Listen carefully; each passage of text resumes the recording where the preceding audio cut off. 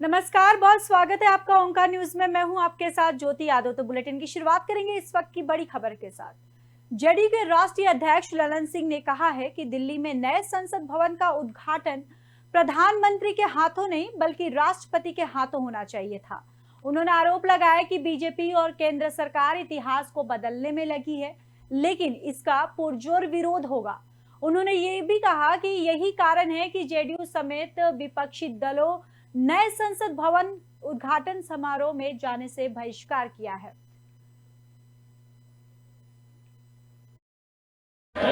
संसद भवन के उद्घाटन समारोह में हम लोग नहीं जाएंगे, इसलिए कि इतिहास को बदलने का प्रयास हो रहा है।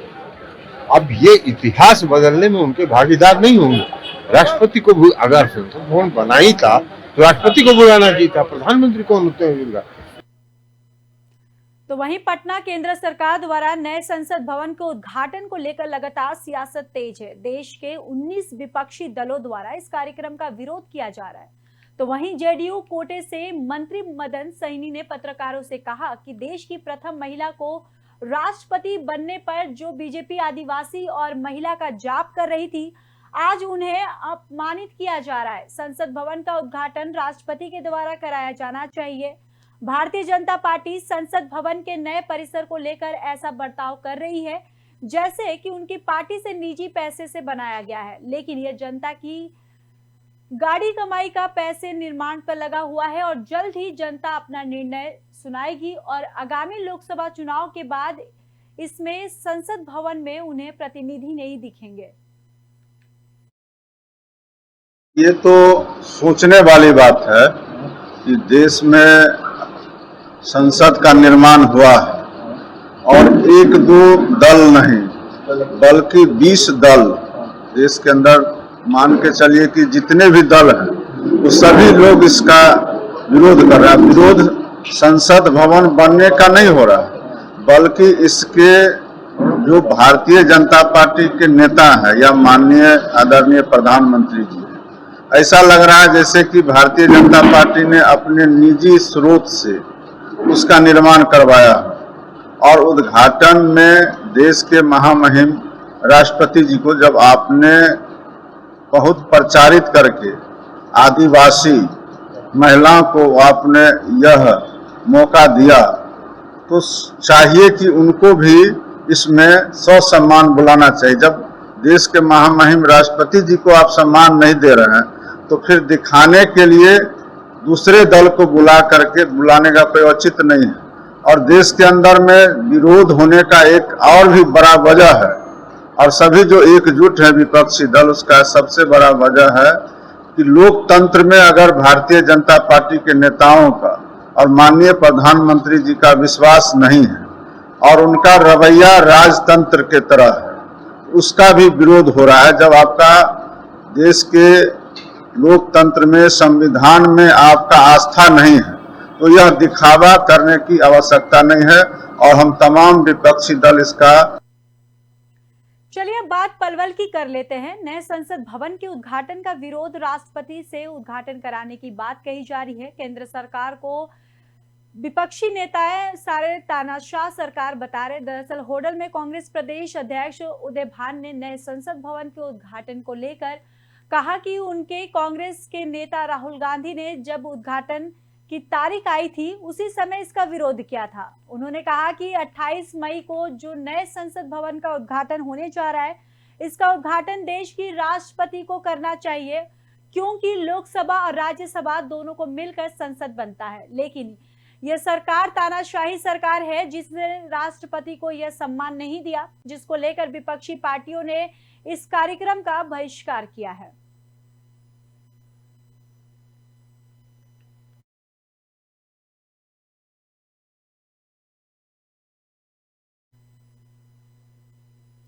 मुजफ्फरपुर के अहियारपुर थाना क्षेत्र में सिलसिलेवार हुई हत्या मामले का पुलिस ने खुलासा किया है। इस मामले में संलिप्त कांड का मुख्य अभियुक्त शिवचंद्र पासवान उर्फ भोलवा हुआ गिरफ्तार हुआ है।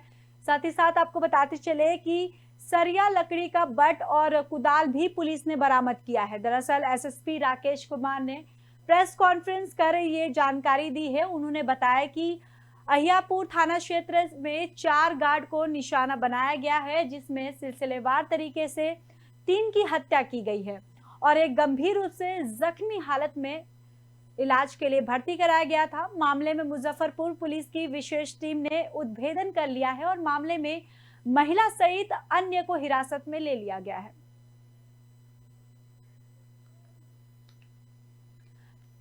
तो आपको बताते चले कि पुलिस को ये बड़ी सफलता हाथ लगी है, जहां पर एसएसपी ने प्रेस कॉन्फ्रेंस कर इसकी जानकारी दी है। दरअसल अभियुक्त शिवचंद्र पासवान उर्फ भोलवा को गिरफ्तार किया है और बताते चले कि इस हत्या में इस्तेमाल किए गए लोहे सरिया को भी बरामद किया है। दरअसल एसएसपी राकेश कुमार ने प्रेस कॉन्फ्रेंस कर इसकी जानकारी दी और साथ ही साथ अहियापुर थाना क्षेत्र में 4 गार्ड को निशाना बनाया गया और जिसमें सिलसिलेवार तरीके से 3 की हत्या की गई और एक गंभीर रूप से जख्मी हालत में इलाज के लिए भर्ती कराया गया है। वहीं मामले में मुजफ्फरपुर पुलिस की विशेष टीम ने उद्भेदन कर लिया और मामले में महिला सहित अन्य को हिरासत में ले लिया है।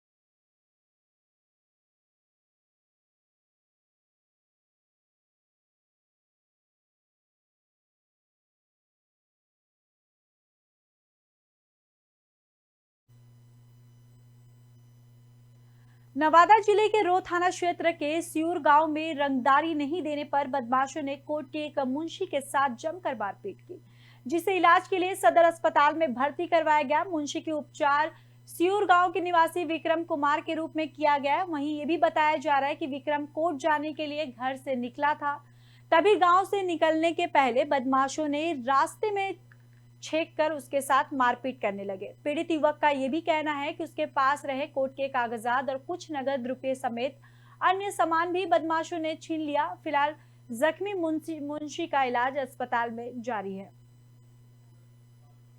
तो बदमाशों ने मुंशी के साथ मारपीट की है। दरअसल सियूर गांव में रंगदारी नहीं देने पर बदमाशों ने कोर्ट के एक मुंशी के साथ जमकर मारपीट किया और जिससे इलाज के लिए सदर अस्पताल में भर्ती करवाया गया है।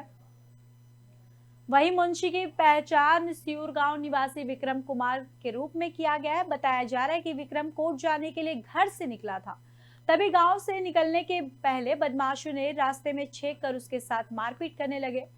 वहीं आपको बताते चले कि पीड़ित युवक का कहना है कि उसके पास रहे कोर्ट के कागजात और कुछ नगद रुपए लेकर बदमाश फरार हो गए। फिलहाल जख्मी मुंशी का इलाज सदर अस्पताल में जारी है।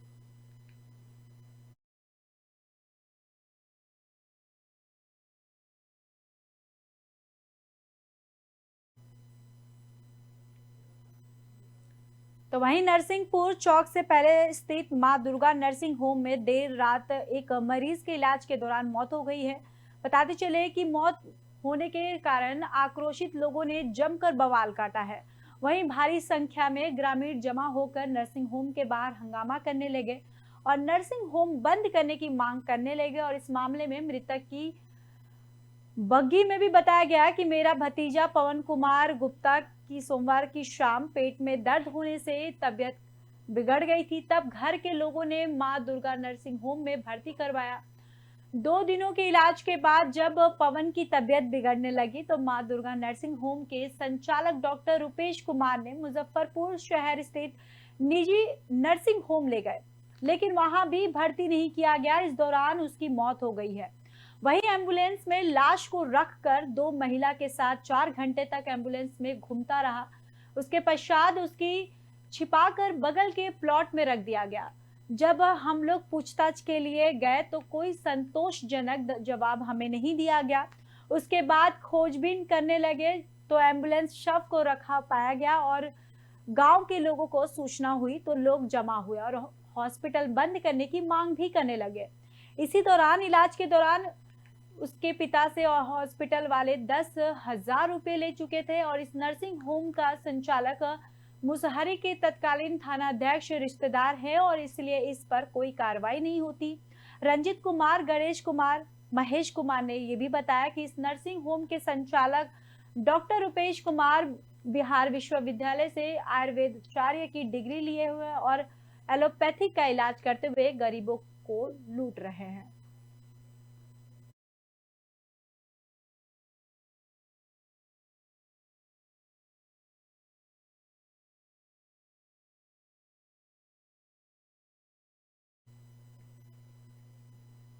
फिलहाल इस बुलेटिन में बस इतना ही। बाकी देश और दुनिया की खबरों के लिए देखते रहिए ओमकार न्यूज।